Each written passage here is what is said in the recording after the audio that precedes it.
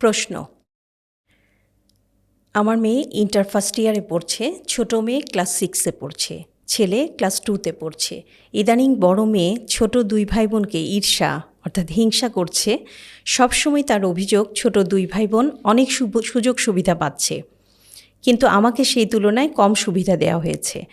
যেমন সে বলে ওরা অনেক দামি খেলনা, দামি ড্রেস পায়, মোবাইলে সময় কাটায়, ওদের ছোটোবেলা থেকে টিচার দেওয়া হয়েছে, কিন্তু আমাকে এগুলো দেয়া হয়নি। তো সেই অভিভাবক বলছেন, বাস্তবতা হলো সময়ের সাথে সাথে আমাদের ইনকাম বেড়েছে এবং জীবনমান বেড়েছে, তাই ছোট দুইজনকে কিছুটা সুবিধা বেশি দেয়া হচ্ছে। এই বিষয়টি নিয়ে বড় মেয়ের সাথে প্রায়ই আমাদের মনোমালিন্য হয়, কিছুতেই আমরা তাকে বোঝাতে পারি না এবং এক ধরনের দূরত্ব তৈরি হয়ে যাচ্ছে। আমরা বাবা মা হিসেবে কি করতে পারি সম্পর্ক উন্নয়নের জন্য? আসসালামু আলাইকুম, আমি Sadia Jamal Sanjida, positive parenting coach. আজকে সরাসরি আমরা প্রশ্নের উত্তর দেবার চেষ্টা করব। আসলে এই প্রশ্নটিতে আমরা যা দেখলাম যে সম্পর্ক উন্নয়নের বিষয়টি, অর্থাৎ বড় মেয়ের কিছু অভিযোগ আছে বাবা মা সম্পর্কে, যে সে এখন তার ছোট ভাই বোনদের মতো করে সুযোগ সুবিধা পাচ্ছে না। আসলে যে কোনো বিষয় যখন সেটি সমস্যা আমরা অনুভব করি, সমস্যাটি সৃষ্টি হতে যেমন সময় লাগে, ধীরে ধীরে সমস্যাটি তৈরি হয়, ঠিক তেমনিভাবে একটু সময় নিয়ে ধৈর্য ধরে সমস্যার সমাধান করতে হয়। তো এই প্রশ্নের প্রেক্ষাপটে সম্পর্ক উন্নয়নের ক্ষেত্রে আমরা 3টি ধাপের কথা প্রাথমিকভাবে বলবো। প্রথম ধাপটি হলো বাবা মায়ের কনফিডেন্স, অর্থাৎ এই যে অভিযোগটি ভদ্রলোকের বড় সন্তান করেছেন যে তাকে সুযোগ সুবিধা কম দেয়া হচ্ছে, তার ছোট ভাই বোনেরা বেশি সুযোগ সুবিধা পাচ্ছে। আসলে এই ক্ষেত্রে সময়ের সাথে সাথে জীবনমান বেড়েছে, এটা বাস্তবতাকে মেনে নিতে হবে এবং সন্তানদেরকেও বাস্তবতা মেনে নিতে শেখাতে হবে। আসলে এই যে জীবনমান বেড়েছে, জীবনমান উন্নত হয়েছে, এই বিষয়টি কিন্তু পরিবারের সবার জন্যই প্রযোজ্য। সেক্ষেত্রে এটি বাস্তব। এই বাস্তব বিষয়টিকে সহজ স্বাভাবিকভাবে কিন্তু কনফিডেন্টলি সন্তানকে বোঝাতে হবে। দ্বিতীয় ধাপে আমরা বলবো, প্রশ্নের বিপরীতে প্রশ্ন অনেক সময় মানুষের বোধটাকে বা বিবেকটাকে জাগ্রত করে। সেটা কেমন? ধরুন, এই যে বিষয়টি সন্তান বলছে যে তাকে সুযোগ সুবিধা দেয়া হচ্ছে না, এক ধরনের অভিযোগ বাবা মাকে প্রশ্ন আকারে করা হচ্ছে, কেন তাকে সুযোগ সুবিধা দেয়া হচ্ছে না।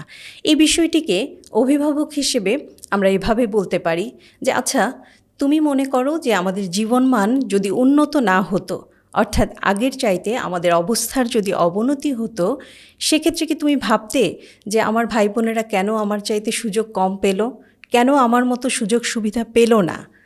অর্থাৎ তাকে বোঝানো যে প্রত্যেকটি মানুষ সৃষ্টিকর্তার কাছ থেকে একটা রিজিক নিয়ে আসে, আর এই রিজিকটা সংকুচিত হবে নাকি প্রসারিত হবে এটা নির্ভর করে তার কাজের উপর। তাই এসব না ভেবে আমরা আমাদের কাজের দিকে মনোযোগ দিলেই আমরা স্বস্তি পাবো, শান্তি পাবো।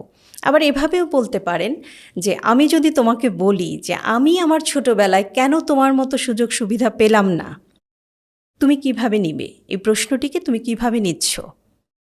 এই যে আমরা প্রশ্ন করছি, প্রশ্নের বিপরীতে প্রশ্ন করছি, এই প্রশ্ন করার অর্থই হলো তাকে সেই ফিলিংসটা দেয়া, একটা উপলব্ধি দেয়া, যে সে যখন বলছে, সে যখন অভিযোগ করছে, তখন কিন্তু সে সন্তান হিসেবে তার মতো করে সে অভিযোগটা করছে, তার মতো করে সে ভাবছে।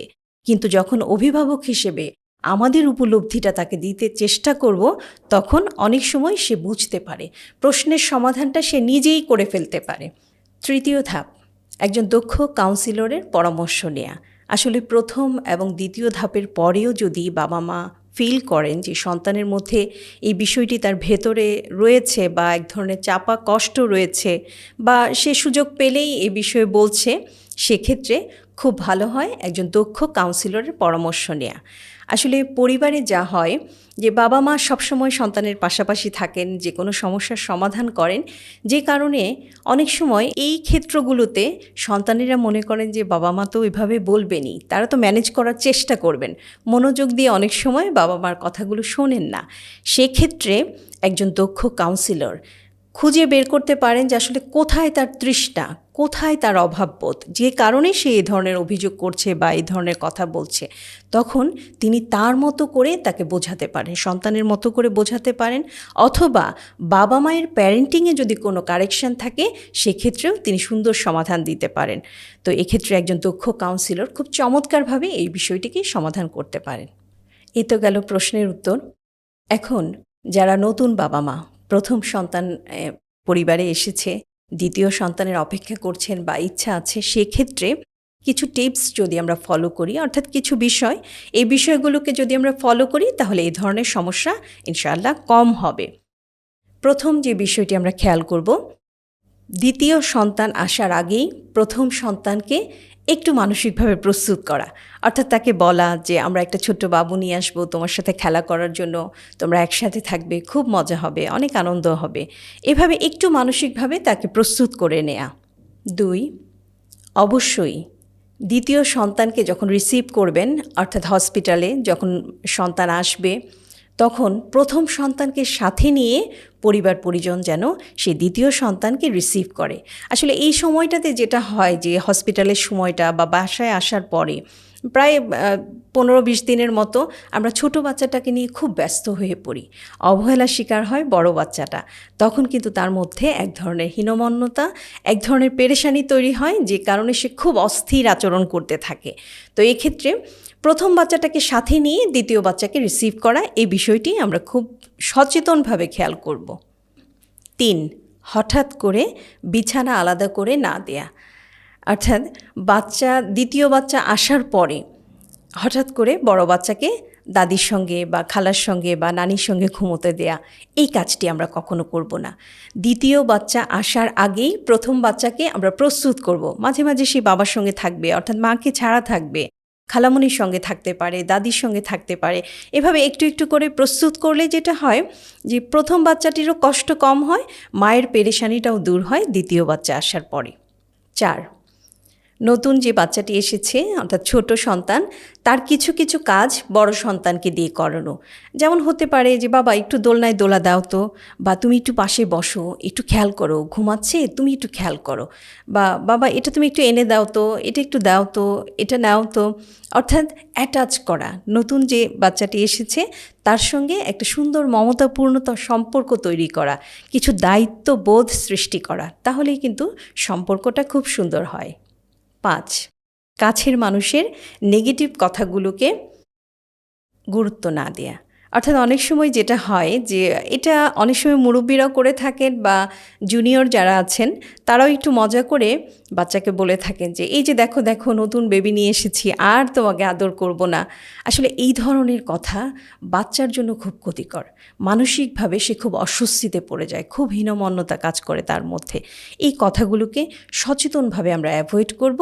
আর এ ধরনের কথা যদি চলেই আসে, আমরা খুব পোলাইটলি, খুব সুন্দরভাবে যত্নের সাথে তাকে বুঝিয়ে বলবো, আর বাচ্চাকে সাথে সাথে আদর করে দিব এবং সরাসরি বলবো যে না না না, কেন, এই যে দেখো আমরা সবাই মিলেমিশে আছি, এই যে ছোট্ট বেবিটা তোমার জন্য নিয়ে আসা হয়েছে, এই বেবিটা।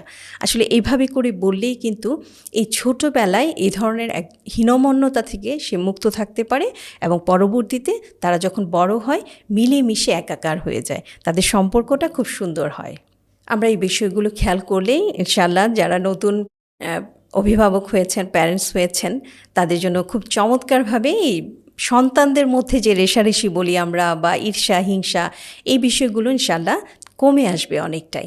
আর আরেকটা বিষয় আমরা খেয়াল করতে পারি, সন্তানদের বয়স যখন 5 বছরের উপরে হয়ে যাবে, তখন অভিভাবকরা যখন ঘরের বাইরে বের হবেন, সন্তানদের মধ্য থেকে একজনকে লিডার করে দিয়ে আসবেন যে আচ্ছা ঠিক আছে, আজকে সারাদিন তুমি হলে লিডার, তুমি এই কাজটি করবে। অন্য যে সন্তানেরা আছে তাদেরকে বলবেন যে কোনো প্রবলেম হলে তোমার আপু বা ভাইয়ার সঙ্গে তুমি এই বিষয়টি পরামর্শ করবে এবং সেই অনুযায়ী সিদ্ধান্ত নিবে। আবার ছোট যারা আছে তাদেরকে দায়িত্ব দিতে পারেন যে এসি বা ফ্যান এগুলো যেন অফ থাকে, এই বিষয়টা তুমি খেয়াল করবে। আরেকজনকে বলতে পারেন চুলাটা যেন বন্ধ থাকে, এই বিষয়টা খেয়াল করবে। আর বাসায় নতুন কেউ আসলে অবশ্যই তোমরা তোমাদের লিডারের সঙ্গে, অর্থাৎ বড় আপু বা ভাইয়ের সঙ্গে কথা বলে তখন সেইভাবে ডিল করবে বিষয়টি। আসলে এইভাবে হলে যেটা হয়, প্রত্যেকের দায়িত্বের প্রতি সচেতন থাকে এবং তাদের মধ্যে এই রেষারেষি, মারামারি বা এই বিষয়গুলো হয় না। আমরা দেখেছি খুব চমৎকার ফলাফল পাওয়া যায় এক্ষেত্রে। মূলত কোনো সন্তানই আমাদের কাছে কম গুরুত্বপূর্ণ নয়। প্রত্যেকটি সন্তানই অনন্য, প্রত্যেকেরই অনন্য মেধা রয়েছে এবং আমরা বিশ্বাস করি প্রত্যেকেরই অসীম সম্ভাবনা রয়েছে।